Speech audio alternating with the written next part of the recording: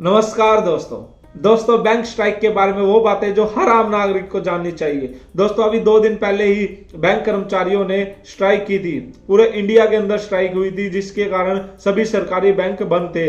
हालांकि private bank खुले रहे थे, लेकिन ये आखिरकार बैंकों को प्राइवेट किए जाने के विरोध में बैंक कर्मचारियों ने ये 2 दिवसीय स्ट्राइक क्यों की थी, आखिर इसका कोई फायदा क्या बैंक कर्मचारी को मिलेगा?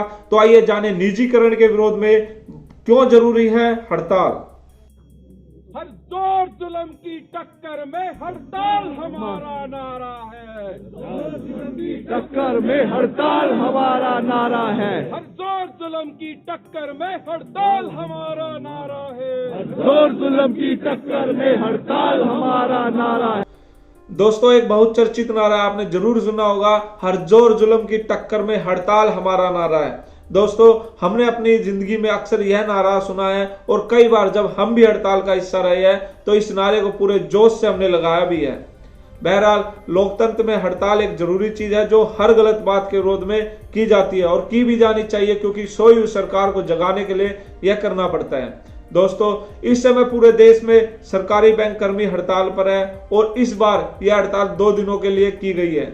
वैसे तो हर हड़ताल के पीछे जो सबसे बड़ा कारण रहता है वह है सरकार कर्मचारियों की बात सामान्य तरीके से सुनने के लिए तैयार नहीं होती है, और जब कई बार बातचीत के बाद भी कोई बेहतर हल नहीं निकलता तो कर्मचारी संगठन हड़ताल का आह्वान करते हैं। एक चीज यहाँ बताना जरूरी होगा कि जब यह हड़ताल कर्मचारी अपनी तनख्वाह कटवा कर करते हैं तो उनको आगे जाकर भी नहीं मिलती। तो दोस्तों कई लोगों के मन में यह भ्रांति रहती है कि हड़ताल से कर्मचारियों को कोई नुकसान नहीं होता। दरअसल यह बैंक हड़ताल आखिर किस लिए की जा रही है यह जानना भी हम लोगों के लिए बहुत जरूरी है। दोस्तों एक समय ऐसा भी था जब इस देश में सभी बैंक प्राइवेट थे, लेकिन जब उससे देश की गरीब ग्रामीण किसान और छोटे व्यापारियों को कोई लाभ होता नजर नहीं आया तो सरकार ने बैंकों को सरकारीकरण किया। 2 बार में कुल 27 बैंक सरकारी बैंक में तब्दील हुए और फिर बैंकों ने गांव देहात और मजदूर और किसान की तरफ मदद का हाथ बढ़ाना शुरू किया। आज भी जितने प्राइवेट बैंक है या कह लो विदेशी बैंक है, उनमें से कितने ही शाखा अंदरूनी क्षेत्रों में हैं, शायद उंगलियों पर गिनती करने लायक ही होंगे। तो दोस्तों अब ऐसे में एक बात और भी सामने आती है कि सरकार ने सभी बैंकों के लिए एक यह प्रावधान किया हुआ है कि उनको अपने कुल ऋण राशियों में से कम 18% ऋण कृषि क्षेत्र के लिए देनी होगी। अब इसके लिए तो हर एक बैंक को ग्रामीण क्षेत्र के अंदर अपनी शाखा खोलनी चाहिए, वरना वह इस 18% वाला लक्ष्य कैसे पूर्ण कर पाएगा। लेकिन इसके लिए भी निजी और अन्य बैंक एक आसान रास्ता निकाल लेते हैं। दोस्तों वो आसान रास्ता क्या है? दोस्तों साल में जो मार्च का महीना आता है, मार्च में जब उनकी लेखाबंदी होती है तो वह सरकारी और अन्य ग्रामीण क्षेत्रों के बैंकों से कुछ दिनों के लिए कृषि ऋण खरीद लेते हैं या सरकार द्वारा जारी बॉन्ड को खरीद लेते हैं और इस तरह उनका 18% का लक्ष्य भी पूरा हो जाता है। बहरहाल हम इस हड़ताल के कारणों की बात कर रहे थे। अब इसमें सबसे पहला कारण इन बैंक कर्मचारियों द्वारा निजीकरण का विरोध ही है।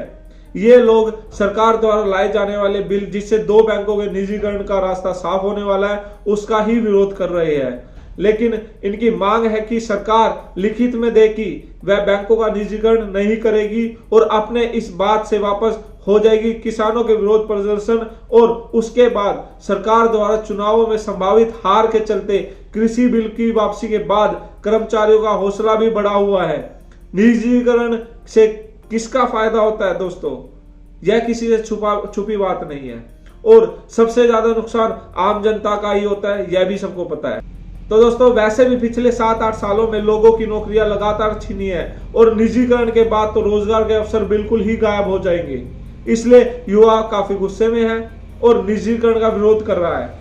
भले ही इस सरकार ने अभी तक किसी बैंक को प्राइवेट नहीं किया है, आईडीआई बैंक की बात अलग है, लेकिन कई बैंक को आपस में मिलाकर सरकारी बैंकों की संख्या में कमी कर दी है।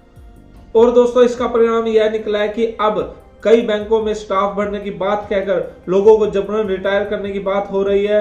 जब देश में वैसे ही बेरोजगारी अपने चरम पर है तो ऐसे में सरकार का यह कदम आग में घी डालने की ही काम कर रहा है। और एक समय कुल 27 सरकारी बैंक थे जो अब मात्र 12 बचे हैं और अभी भी इनको घटाकर 5 या 6 करने की सरकार की मंशा है।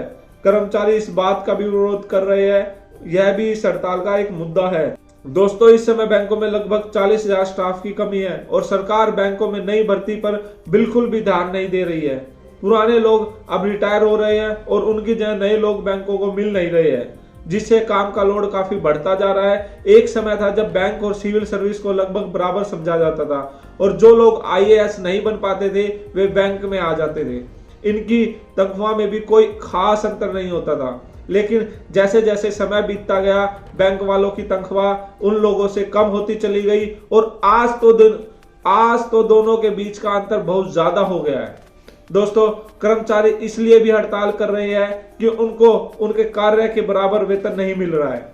अगर देश के बैंकिंग इतिहास पर नजर डालें तो आज तक देश में जितने भी बैंक डूबे हैं वे लगभग सारे ही प्राइवेट बैंक या सहकारी बैंक थे। तो दोस्तों, शायद ही किसी सरकारी बैंक में जनता की गाड़ी कमाई डूबी हो और इस डूब चुके प्राइवेट बैंकों को भी बाद में सरकारी बैंकों में ही मिलाया गया है, जिससे जनता को उनकी पसीने की कमाई गई रकम वापस मिल पाई हो। आज भी अगर किसी आम आदमी को अपना सामान्य बचत खाता खोलना हो या किसी भी सरकारी योजना में ऋण लेना हो तो वह सिर्फ और सिर्फ सरकारी बैंक से ही मदद की उम्मीद कर सकता है। जितने भी जनधन, और दोस्तों एक बात और बता दूं, जितने भी जनधन के खाते पहले खोले गए हैं या आज भी खोले जा रहे हैं वे सिर्फ और सिर्फ सरकारी या ग्रामीण बैंकों में ही खुलते हैं। सरकारी बैंक में आपको एक खाता खोलने के लिए अगर 100 रुपए से 500 रुपए में काम चल जाता है या कभी कभी वो फ्री में भी खुल जाता है, तो यही खाता आपको खुलवाने के लिए प्राइवेट बैंकों में 5,000 से 10,000 रुपए लगेंगे।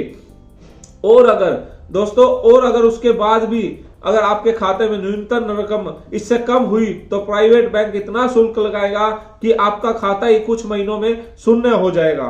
अब ऐसे में इस देश का किसान या मजदूर किस प्राइवेट बैंक में अपना खाता खुलवाएगा?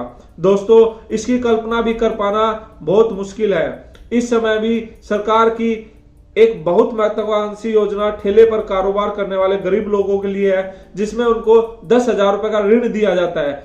यह योजना भी सिर्फ और सिर्फ सरकारी बैंकों के द्वारा ही पूरी की जा रही है। दोस्तों, प्राइवेट बैंक तो इसके लिए हाथ भी नहीं उठाते। तो दोस्तों, ऐसे में दो विरोधाभासी चीजें सामने आती है कि अगर सरकार की मंशा सभी बैंकों को निजी हाथों में बेचने की है तो वह अपने पूंजीपति दोस्तों की ही मदद करेगी, लेकिन अपने तमाम कल्याणकारी योजनाओं को आखिर किस बैंक की मदद से चलवाएगी? ये निजी बैंक तो कम से कम इन योजनाओं में अपना योगदान नहीं करेंगे, उनको तो सिर्फ और सिर्फ अपने मुनाफे से मतलब है। तो दोस्तों, जनता की भलाई कौन करेगा? तो इससे एक ही निष्कर्ष निकलता है और वह बहुत भयावह नजर आता है। क्या सरकार आगे चलकर सभी कल्याणकारी योजनाओं से अपना हाथ खींच लेगी? और अगर ऐसा होता है तो इस देश के लगभग 40% लोग उनका क्या होगा, जिनको न तो बेहतर जिंदगी दी जा सकी है और न ही उनको उनके हाल पर छोड़ा जा सकता है। शायद यह भी एक कारण है जिसके चलते तमाम युवा और कर्मचारी हड़ताल पर है। आज 2 दिवसीय जो बैंक कर्मचारियों की हड़ताल थी आज से 2 दिन पहले, वो इसी वजह से थी। तो दोस्तों, आपको यह वीडियो कैसा लगा कमेंट करके जरूर बताएं और लाइक एंड शेयर करना ना भूलें ताकि आपके और दोस्तों तक यह वीडियो पहुंचे। पेज को फॉलो जरूर करें। धन्यवाद।